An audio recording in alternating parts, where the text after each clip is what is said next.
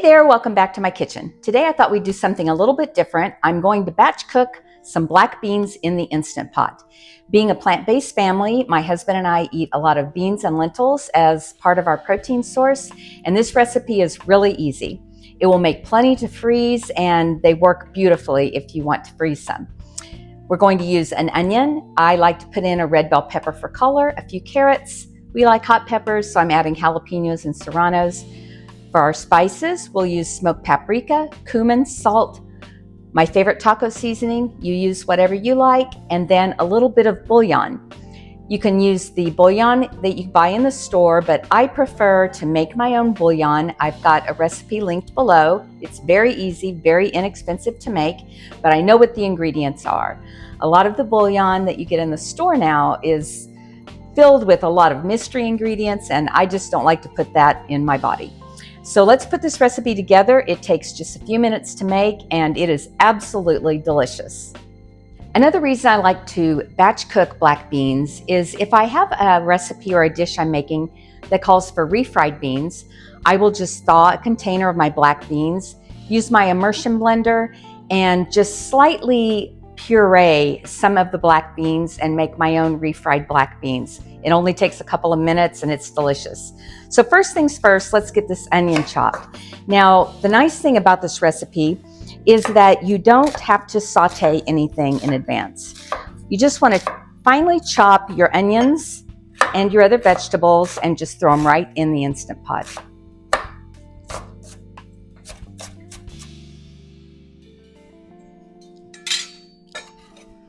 And let's just toss this onion in the pot.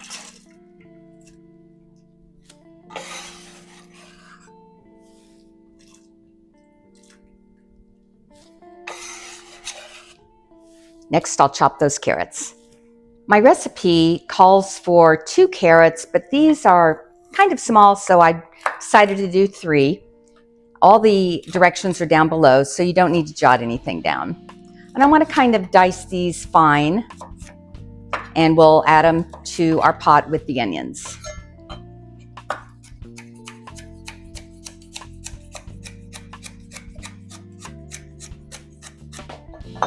Now, if you don't like to spend time chopping, you can always use one of these little choppers. And I have this, and oftentimes I'll just grab it and use it to chop my veggies. And I'll just do that with this last carrot here. Just cutting it into some chunks so it'll fit underneath the chopper.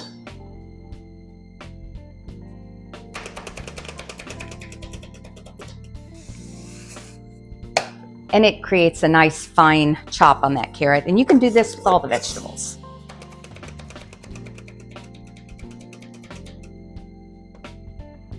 There we go. And we'll add this to our pot. The only veggies that's left is our red pepper and our jalapeno peppers. So I will give these a chop and throw them in. And then we'll just add our spices and put the lid on it and let it cook. These black beans we will use for tostadas, burritos, enchiladas. Sometimes we'll just serve them with some chips and eat a nice hot bowl of black beans. I can also use them to make a black bean dip. They're so versatile and there's so many ways to use them.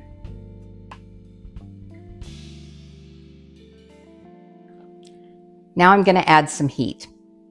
And if you like peppers, remember to remove the membrane because the heat is in the seeds, but the membrane will hold a lot of that heat.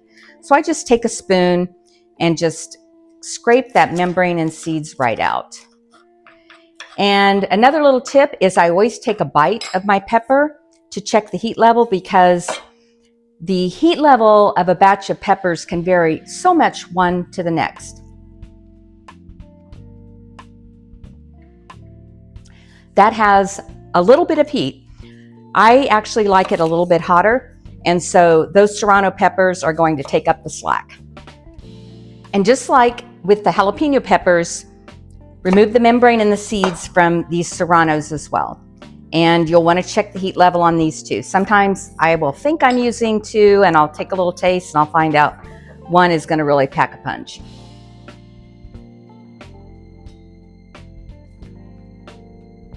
That's perfect. I'm gonna go ahead and throw both of those in. And because I already used this chopper once, I'm gonna go ahead and use it again and get these peppers chopped really fine.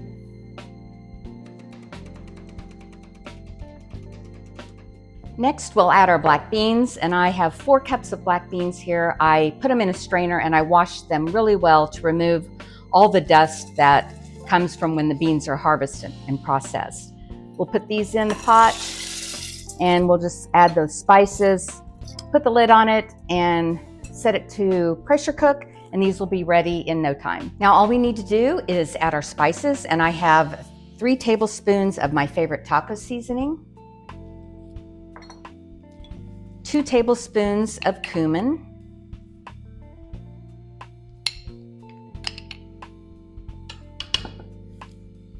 2 heaping tablespoons of smoked paprika,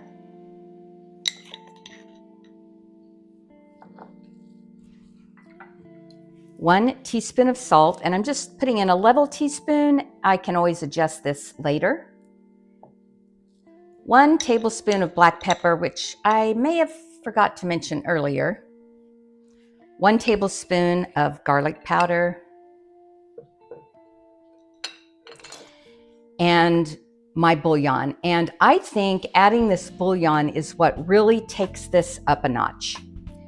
Again, if you're wanting to use the store-bought bouillon, you can, but I've added 8 cups of water to my pot, and I'm just throwing this bouillon powder in here and basically creating my own bouillon right in the pot.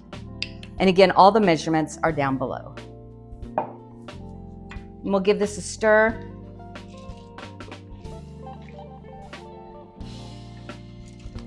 Believe it or not, it already smells really good.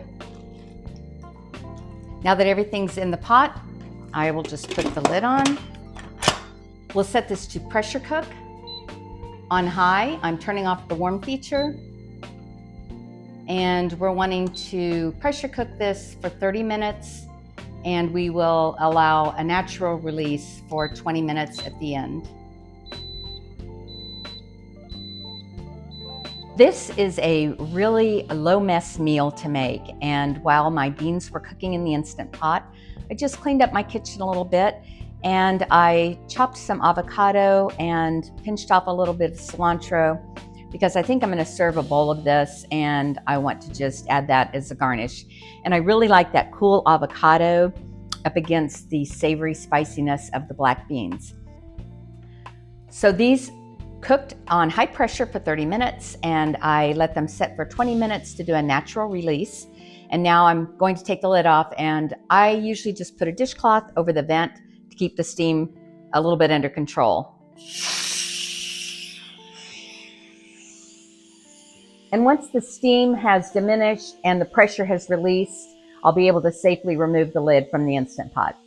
I didn't realize I was hungry until I took the lid off of this pot.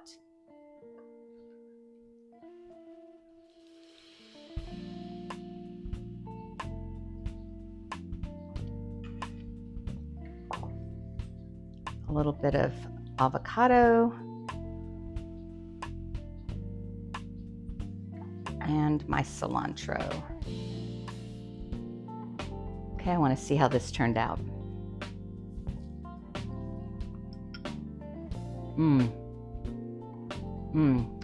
Wow. That's perfect. Absolutely delicious. Full of flavor. I love the cool avocado with it. Well, I'm going to have this for my lunch today, and I'll put most of this in the freezer for later. I hope you give this recipe a try. If you do, please let me know how it goes in the comments. And if you enjoyed our time together, click the like and subscribe, and I'll see you next time.